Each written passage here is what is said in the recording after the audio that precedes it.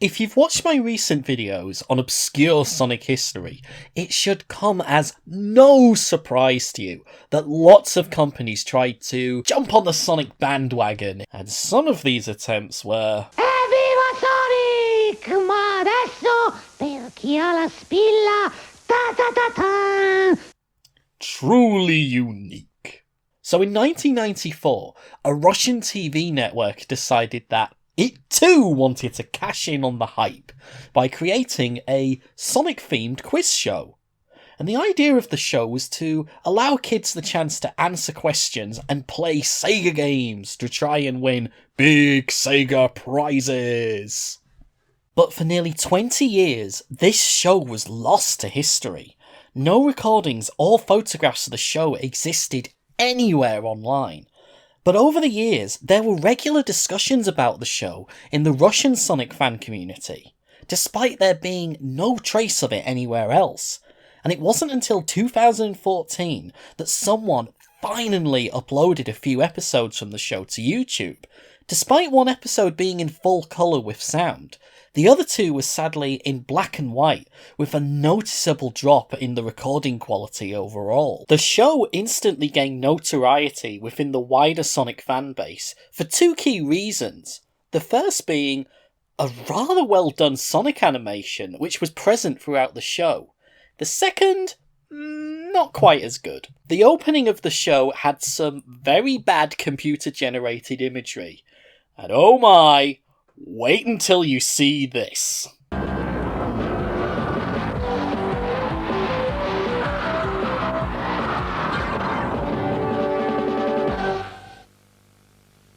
О свободные люди планеты! This is the story of the 1994 Russian Sonic TV quiz show. The title of the show translates to Sonic Super Hedgehog, and it was presented by Yevgeny Stechkin, who has enjoyed a long career as an actor across Russian film, TV, and theatre. He even lists this show on his website as part of his TV career history, which suggests he probably enjoyed working on it, and as of a few moments ago, his name was likely pronounced completely wrong by me. Based on accounts from fans who grew up in Russia and the Ukraine, where it also appears to have been shown, it originally aired on Sundays in 1994 on channel RTR, which, as it's known today, is channel Russia 1. As for how long it lasted, nobody seems to know that for sure, which suggests it didn't last longer than one season, or at the most a year, but more than likely a couple of weeks or months. This also matches up with information on Yevgeny Stechkin's website, which also lists it as starting in 1994, but not progressing beyond that. The show was also sponsored by the Nisho Aoi Corporation, who are mentioned throughout each episode, and whose name was also probably pronounced incorrectly by me. So how did the show work? Well, the structure of the show was typical for any quiz show during the 90s. Each team was a child and their respective parental guardian. The teams had to answer questions correctly and take part in challenges related to the game of the week in order to get enough points to beat the opposition and claim the grand prize. The quiz was round-based. Most of the time, there were only 2 rounds. However, in one of the videos, there is actually a third bonus round in order to break a tie-break situation. In round 1, the contestants would be asked questions about a subject related to the game of the week. For example, during the Aladdin episode, the kids are given questions based on the Disney film and not specifically about the game itself. Round 2 would be a competition between each contestant. It would normally be decided on a Sega Mega Drive, and they'd have to do a challenge within the specific game of the week, such as collect so many items in the fastest time, or beat the first level of a game in the fastest time. And if there was a tie, there would be a tie-break challenge. Every team got a prize, but they were based on their final position in the game. Those who were in third place tended to get something small, like posters, t-shirts, and in some cases they actually got Sega-themed watches. Whoever came in second got the third place prize, plus a lesser value console such as a Game Gear or a Master System, and whoever came first, well, they got the third place prize as well, but on top of that, they got a Sega Mega Drive along with a couple of games. But overall, it wasn't just a quiz show. There seemed to be news segments about upcoming games across all Sega consoles which were available at the time. So part of the show was a quiz show, and the other part was a gaming news show, and these were very commonplace during the 90s worldwide. So whilst it seemed like a Sonic-centric thing, when you actually watched it, it was more of a Sonic presents the current Sega news kind of deal. So now that you know roughly what the show is about, just how good was it?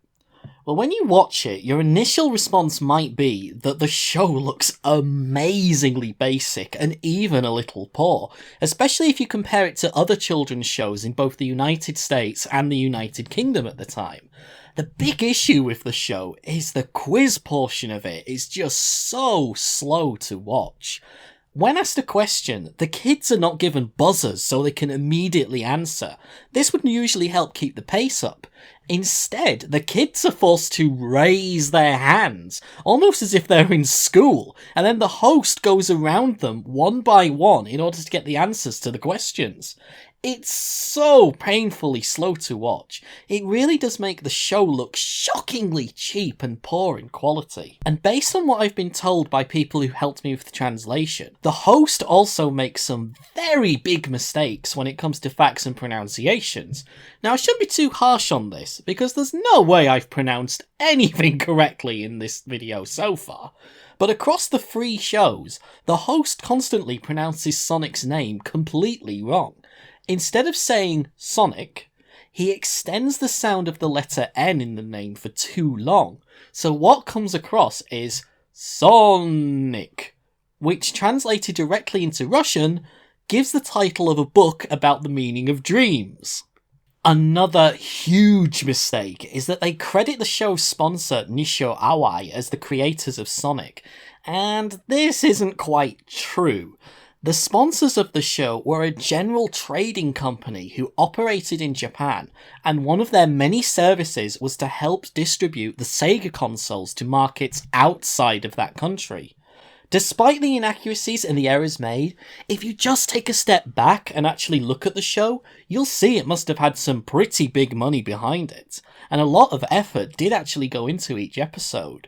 For example, each week the show was themed around a particular game of the week, and the stage settings, the costumes, and the makeup, it changed every week. That alone must make the production cost quite high, and just look at the set pieces. They're really large and quite detailed. There's barely any empty space in the setting, and those TVs and consoles all running at once? Plus, every week they're giving away multiple consoles to different winners. Somewhere between £500 to £1,000 worth of prizes alone, based on the clips that have been uploaded. And it even included some very well done 2D animations. We'll get onto those a bit later. Despite the seemingly poor quality of the show, it really does look as if it had some care and attention, and some pretty serious money backing it up. So now that you know what the show was like and how good it was, were there any cool, unique little things here and there about it? Well, in terms of how well it represented Sonic and Sega, the show did a pretty good job. During the show, there would be adverts for all the Sega consoles, and these adverts all had the same story. There was a kid who would become really sick from boredom, so paramedics would be called, and they would arrive in an ambulance, and the siren for this ambulance, well, take a listen.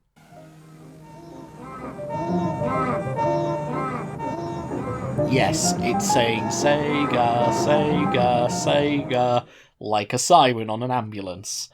And the paramedics would turn up and hand them Sega consoles in order to cure their boredom. And the show would also run news segments on upcoming games and even Sega arcade titles. And they also made a lot of effort to decorate the sets with Sonic-themed imagery. Even specific zones got some representation. Outside of Sonic, they really did try to decorate the sets with imagery to reflect the game of the week. They even did some basic special effects and camera trickery in order to make it look like the presenters were inside the games that they were promoting. Remember, this was early 1990s. But one of the best things that the show did was through the use of small Sonic animations. The animations were quite well done for the most part. there were several different states that Sonic could be animated in, and they would often react to different points of the show, such as when a contestant won a prize, or when the end of a round was completed. The design of the Sonic in these animations was also very well done and very accurate. They got his colouring spot on, which is quite rare for a lot of things like this. Quite often, they give him blue arms in stuff like this. In some episodes, the Sonic animation also had its own voice. It didn't say much, but it was there.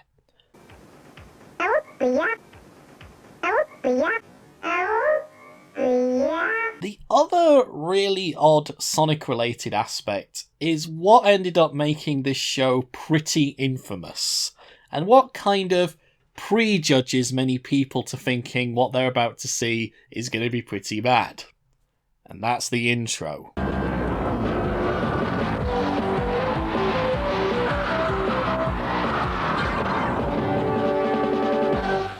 Unfortunately, the full introduction isn't actually uploaded anywhere. All that we have is the last few seconds of it. But from what we do have here, we are shown Sonic riding a Sega-branded motorbike, who then jumps onto a helicopter before it's shot down by a fighter plane, and Sonic escapes by jumping out of a TV? This introduction was likely a lot longer than what we have, because during some of the episodes we actually see segments from the introduction projected onto the back wall in still images, and in some cases we can see other parts which were not in the animation, like this one of some badniks, some very dodgy looking badniks. Now you might be wondering, what does the majority of that intro have to do with Sonic? After all, the show is called Sonic Super Hedgehog. Nothing in that introduction happens in Sonic the Hedgehog. Well, whilst it's true that the show was named after Sonic, and he appeared in the show as an animation throughout it, part of the show was also gaming news, so you can view the intro as being not necessarily about Sonic in his world and his games, but Sonic going through the gaming world, interacting with all kinds of games. That gives the intro a lot more context, and makes it seem a lot more accurate to what the show is about. Overall, this isn't a bad show. In fact, it's pretty good. But it's also not a great one. It's definitely worthy of a lot of praise for the effort that they went into to try and promote Sega and their games. The animated Sonic who appears during the show is great. And for 1994, the fact they went with a CG intro was a very brave decision. There were not many shows at that time doing CG intros. But sadly, the big problem with the show is that it's just really boring to watch the quiz part of it. The pacing slows amazingly, and it just isn't exciting to watch, even if you're really into Sega and the prizes that they bring out. The other main issue is that the CG intro has aged really badly. For most people, this is a hard thing to look past, especially when you can't speak the language and parts of the show look О, свободные люди планеты! just a little bit silly. But there is quite a lot of effort here, and they really did try to make a good show, and it should be definitely praised for how accurate their Sonic animation is, as well as how they tried to make an effort to represent the main game every week. So given the popularity of Sonic and Sega during the 90s, there's bound to be other shows like this which existed in other countries, and with so many new discoveries being made lately, it's only a matter of time before they're found.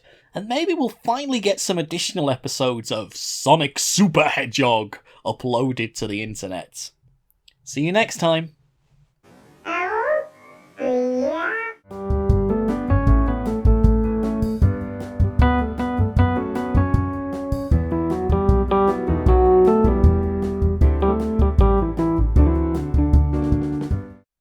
Hey guys, thanks for checking out my video. If you found this video interesting and enjoyed it, please click that like and subscribe button. And if you know anybody else who might be interested, please share it with your fellow friends and minions.